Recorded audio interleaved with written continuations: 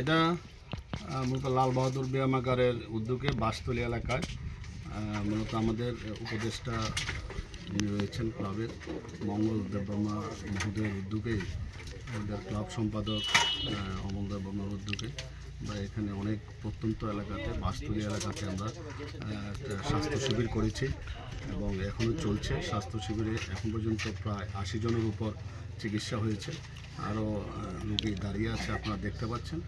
তো আমরা লাল বাহাদুর ক্লাব আমরা একটা ঋষিকেশ শাহ মেমোরিয়াল হসপিটাল আমরা চালাই। আমরা তো প্রতি সপ্তাহে বিনামূল্যে এই কাজটা করি।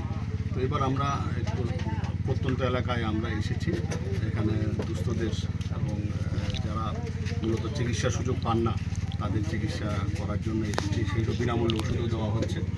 তো এটাই আজকে আমাদের উদ্দেশ্য ছিল। তো আমরা এই ব্যাপারে আমি বলবো আমাদের ক্লাব সম্পাদককে কিছু বলার।